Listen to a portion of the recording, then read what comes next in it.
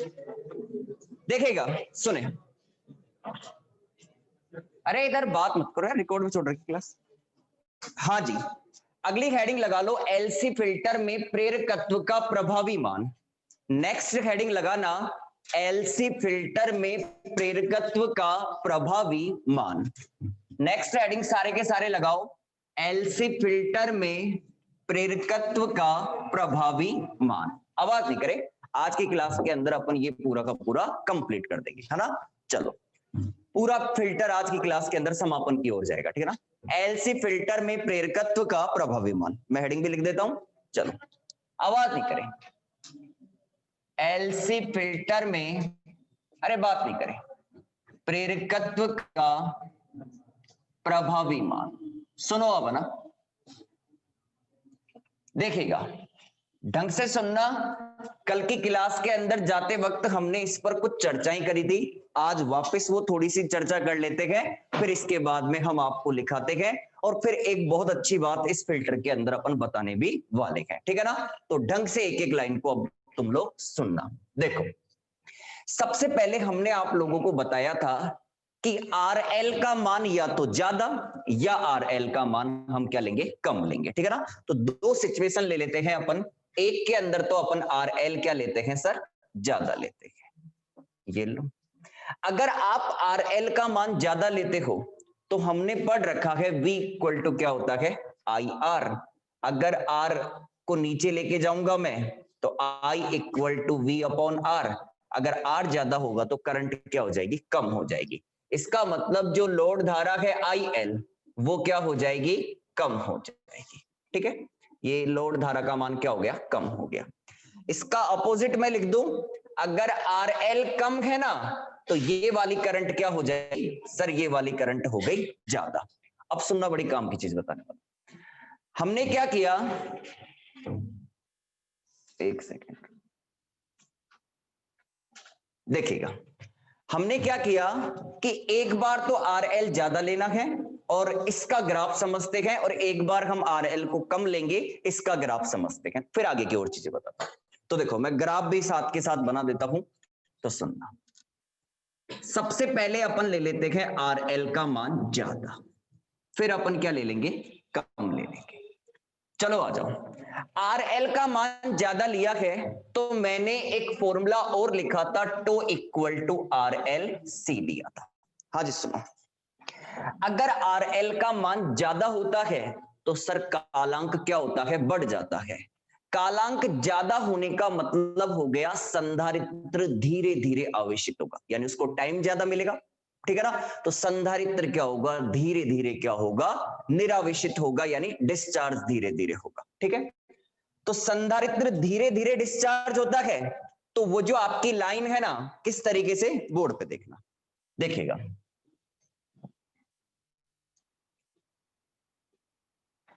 अगर संधारित्र धीरे धीरे डिस्चार्ज हो रहा है तो ये मैं इस तरीके से दिखा देता हूं, देखिएगा, ये मैंने इस तरीके से दिखा दिया। इस लाइन को अपन थोड़ा ज्यादा मतलब कि इधर की तरफ घुमाव रखेंगे ऐसे, ठीक है ना। चलो, अब हमें पता है कि जो मैक्सिमम वोल्टता होती है ना, ये होती है EM। आवाज नहीं करे, ये मैक्सिमम वोल्टता कितनी होती है, EM होती है। सुनना, देखिएगा, हाँ जी, नीचे वाली जो वोल्टता होती है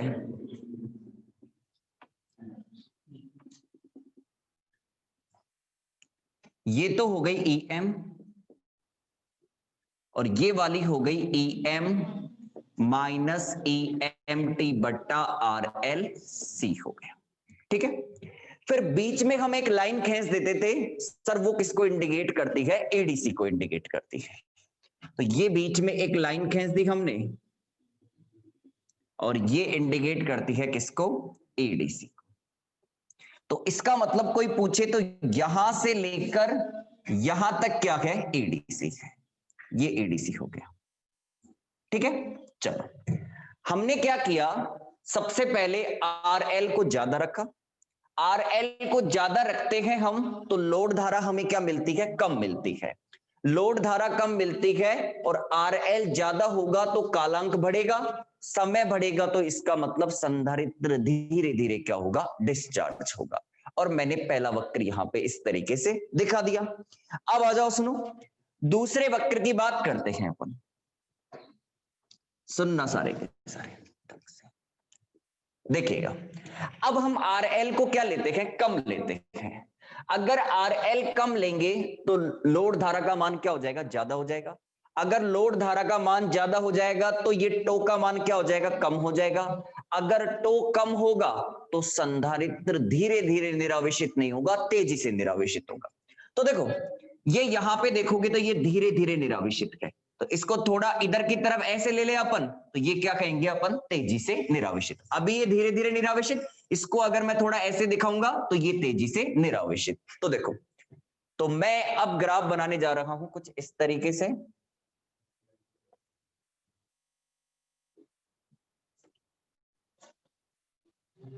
अब ये तेजी से दिखा दिया थोड़ा सा इसके कंपेयर में, तो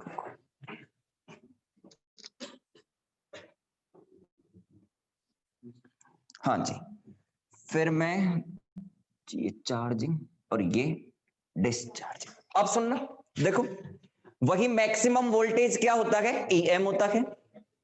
चलो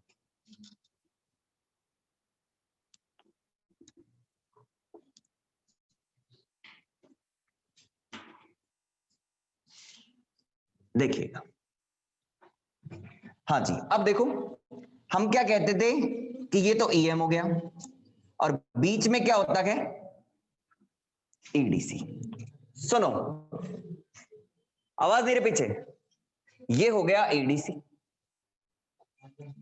अगर देखो ये पहले ऐसे था और ये थोड़ा, ये तो धीरे धीरे निरावेशित हो रहा है। अगर तेजी से निरावेशित होगा तो इसको थोड़ा ऐसा बना दिया मैंने, तो ये जो लाइन है ना ये थोड़ी नीचे की तरफ शिफ्ट हो जाएगी। अगर इसको थोड़ा वक्र को ढंग से देखा जाए तो ये EDC कम है और इधर EDC क्या है, ज्यादा है। तो ये EDC आपके बार इतना सा है। थोड़ा सा आप जब वक्र बनाओ तो ये थोड़ा ज्यादा होना चाहिए और ये थोड़ा क्या होना चाहिए, कम होना चाहिए। अब सुनो, देखो ये पहले केस की बात है, आवाज नहीं करें, ये दूसरे केस की बात है।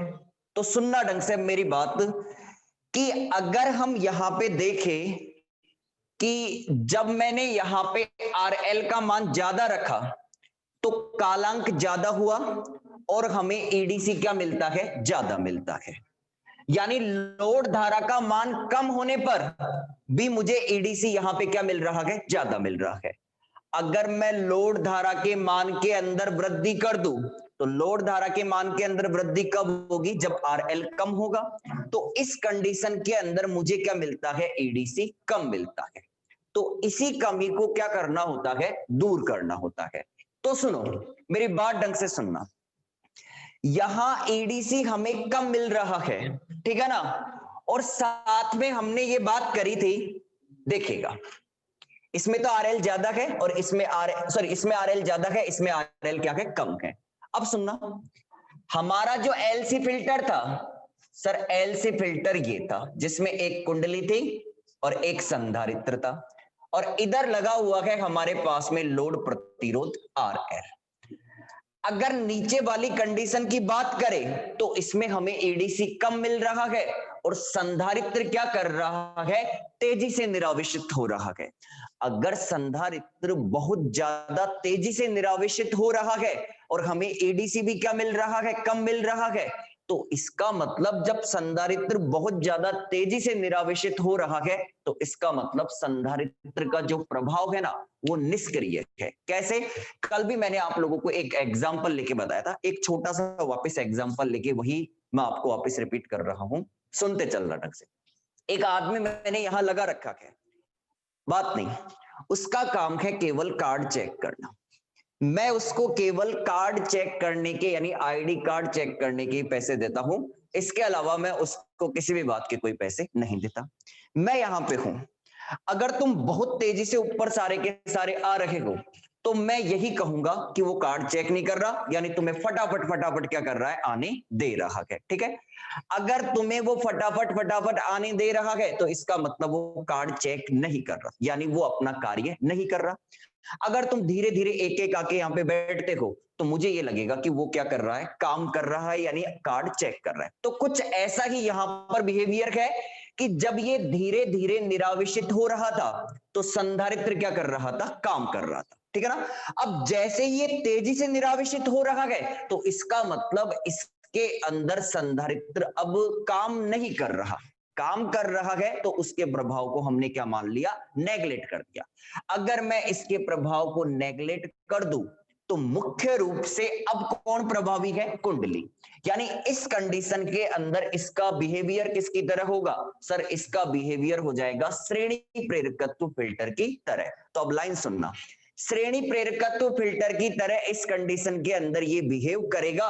कब, जब RL का मान क्या हो, कम हो। RL का मान कम हो तब लोड धारा ज्यादा हो जाएगी, EDC कम हो जाएगी और इसका बिहेवियर किसकी तरह हो जाएगा, श्रेणी प्रेरकत्व फिल्टर की तरह हो जाएगा। अब सुनो, ये बार बार LC फिल्टर की बात क्यों आ रही है, तो सुनना बड़े ढंग से जवाब। देखो, हमने LC फिल्टर के लिए उर्मी का गुणांक ज्ञात किया था, तो उसके अंदर हमने एक लाइन लिखवाई थी कि यह लोड प्रतिरोध RL पर निर्भर नहीं करता। तो बहुत अच्छी बात है इसके अंदर कि यह लोड प्रतिरोध RL पर निर्भर नहीं कर रहा, यानी उसके फैक्टर के अंदर उर्मी का गुणांक के अंदर कहीं पे भी RL नहीं था। लेकिन ये क्या करता है, लोड धारा पे डिपेंड करता है, यानी लोड प्रतिरोध RL की टर्म वहां पे नहीं आने के कारण भी इसका जो उर्मी का गुणांक है ना, वो किस पे डिपेंड करता है, लोड धारा पे। देखो सब किस पे डिपेंड है, IDC पे ही तो डिपेंड था, यानी लोड धारा पे ही तो डिपेंड था। हमने कहा ना अभी कुछ देर पहले कि लोड धारा का मान इसके अंदर क्या होता है, कम, इसके अंदर क्या होता है, ज्यादा। ठीक है ना, तो यहां जो उर्मिका है वो पूर्ण रूप से डिपेंड किस पे हो रही है, लोड धारा पे डिपेंड कर रही है। अगर लोड धारा पे डिपेंड कर रही है तो खुद सोचो, आर के फॉर्मूले में लोड प्रतिरोध उपस्थित भी नहीं था तो भी ये किस पे डिपेंड करता है, लोड धारा पे डिपेंड करता है। तो LC फिल्टर के बारे में कोई पूछा जाए कि इसका उर्मी का गुणांक क्या लोड धारा पे डिपेंड करता है, तो आंसर यही होगा कि इसका उर्मी का गुणांक किस पे डिपेंड करता है, लोड धारा पे क्या करता है, निर्भर करता है। ठीक है ना, एक तो ये चीज हमने समझी है, एक ये समझ लिया हमने। अब हमें इसके अंदर ही एक बात और समझानी होती है, क्रांतिक धारा। क्या समझानी होती है, क्रांतिक धारा। तो उससे पहले मैं यहां तक आप लोगों को लिखवा देता हूं, फिर मैं क्रांतिक धारा और एक और पढ़ेंगे अपन, ब्लीडर प्रतिरोध यानी स्रावी प्रतिरोध। ठीक है ना, फिर ये आपका फिल्टर पूरा का पूरा कंप्लीट हो जाएगा, कैसा भी क्वेश्चन इसके अंदर बन जाए कर लोगे आप। ठीक है ना, चलो लिखो, यदि, अरे आवाज नहीं लिखना, यदि LC फिल्टर में, यदि LC फिल्टर में लोड प्रतिरोध RL का मान, लोड प्रतिरोध RL का मान अधिक हो, लोड प्रतिरोध RL का मान अधिक हो तो लोड धारा के मान में कमी हो जाएगी, तो लोड धारा के मान में कमी हो जाएगी तथा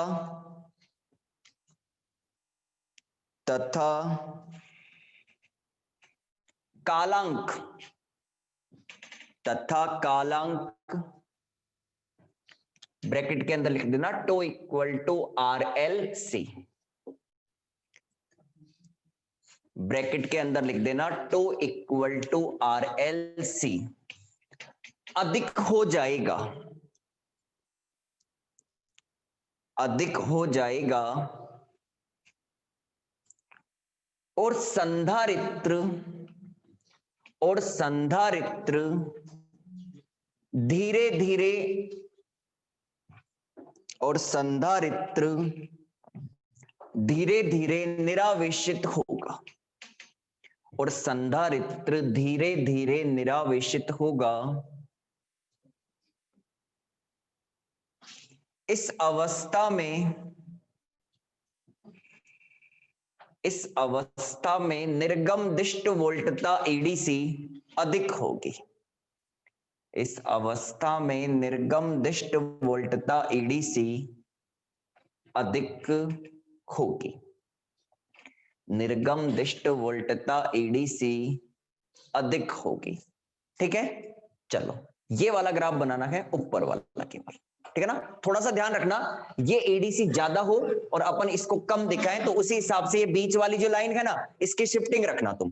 देखो इसको तो थोड़ा ऐसे और ये थोड़ा इस तरीके से, बस ये ध्यान रखना है बीच वाली लाइन है ना, वो थोड़ी यहाँ पे ज्यादा ऊंची हो, मतलब कि ज्यादा अंतर हो, और इधर क्या हो आपका थोड़ा कम अंतर हो। ठीक है ना, और ये थोड़ा इस तरीके से है और नीचे वाला थोड़ा इस तरीके से। ठीक है ना, केवल ऊपर वाला बनाना है, नीचे वाला अभी नहीं बनाना। नीचे वाले की व्याख्या लिखाऊंगा तब नीचे वाले पे हम बात करेंगे।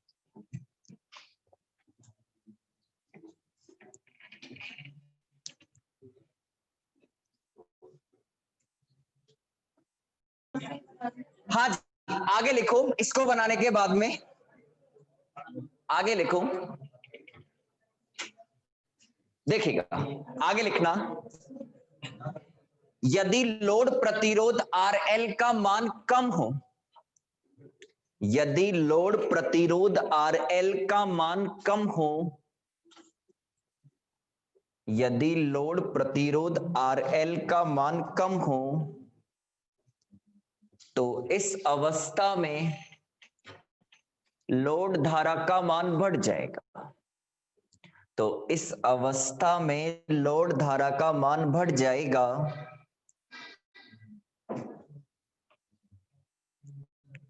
और कालांक ब्रैकेट के अंदर लिख लेना, टो इक्वल टू RLC, और कालांक टो इक्वल टू RLC ब्रैकेट के अंदर लिख लेना, का मान कम हो जाएगा, का मान कम हो जाएगा।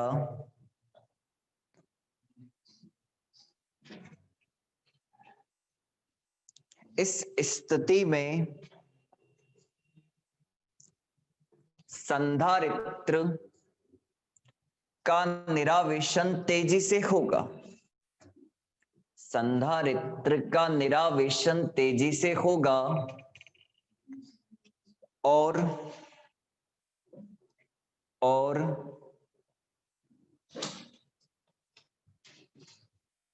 निर्गम दिष्ट वोल्टता एडीसी कम हो जाएगी, और निर्गम दिष्ट वोल्टता एडीसी कम हो जाएगी,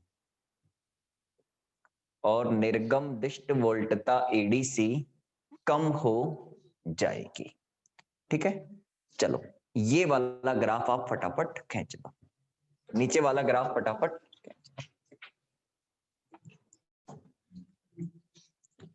चलेगा।